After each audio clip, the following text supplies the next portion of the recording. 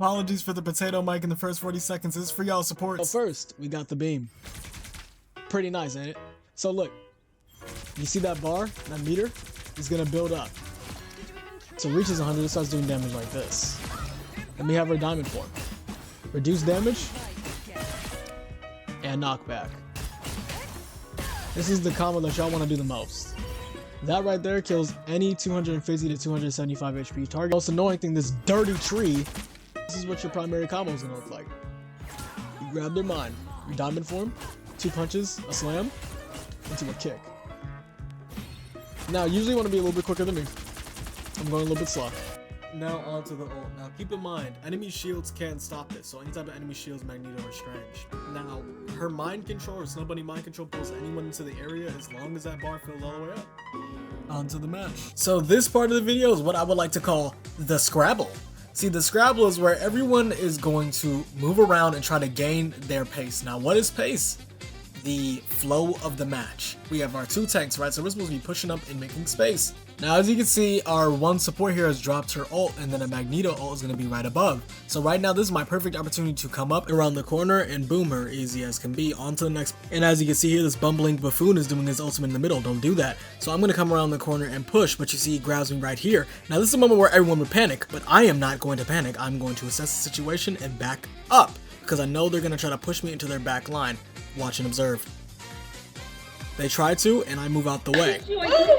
A simple miscalculation, but with my Psylocke ulting, see, this gives me an opportunity to actually push up and make some space and ground for our team. But you see, I'm going to use this to pivot around. You see how I'm pivoting around it? Not having to use my shield, so I can push up and use this to kill their DPS and their tank. Because that is the most important too in this situation. I can't dive in for the healers because they're too far. I knocked the penny to the right, and now she's gonna flee. About to come over here, grab her, and slam her into the back of my team. See how I pull her into the back, give my teammates ample time to shred her? That's exactly what you're supposed to do. See, I'm about to watch the Psylocke just ult uselessly because she has no brain.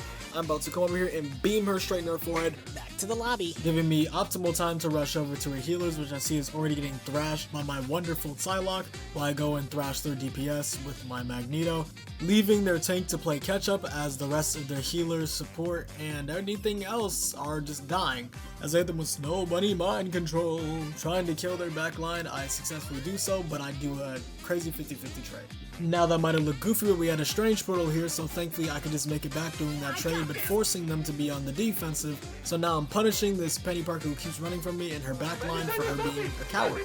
And because of that, I can get a wonderful pick on their supports. Now, because of the fact that none of their team is aware that a whole tank is inside the backline and my Psylocke decides to ult right there, they all back up and we push and get point. Yes, experiment 626, we see the KD, we see it. Now that we're on defense, this is the most important phase. I have to make sure no one dies, or at least I don't die in this phase, because if I die, everyone's cooked. So I know I'm going to have to protect my backline and fight off this thing to make sure he gets no ground on me. But I find an opening, a Psylocke in the back with no healers around, and the other one is on cooldown, so I shred it right there. Now you see how I didn't get greedy and try to go get that healer? I know what I'm supposed to do, so I'm going to leave that to my DPS as I help shred down this tank and cause pressure to their front line, trying to push them back all the way into spawn, but not getting too far up because I'm not trying to be that greedy. Now the thing pushes up, but I know he's about to circle back, so I just reload, and I see the Maestro squares up above. So you might be thinking, what are you supposed to do? I shut him down. Now, is that still the support's job? Yes. But I'm trying to make their load easier as well, since, you know, they gotta heal me. Only to find out that they got knocked off. But that's okay, we back, and I see an ult. So I'm already knowing I gotta prioritize on this, but I see another ult. And Magneto doesn't have his to actually counteract that. So what am I supposed to do?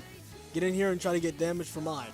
Trying to prioritize and put down pressure to make sure he doesn't make it to my backline and I can kill his support right here. Yeah, that kill was definitely on purpose, by the way. I ult here, try not to lose point, but it's all in vain anyway, so we just gonna respawn and retry.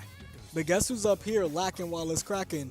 The Thing. So I decided to take advantage of this. Since he's just fighting without his team, I just go around. I don't gotta fight you. I'm gonna just go assassinate your backline. Beats me here. Those two meatheads were fighting all this time, so I just go to the back and I assassinate him with him, knowing that I can just drag him to the backline like so and beat him up, prioritizing to kill over the tanks. I go for the DPS, the tank starts getting shredded, the Psylocke finishes up the rest of the kills, and I rob her for it, and then I go over to the tank and I start to put straight belt.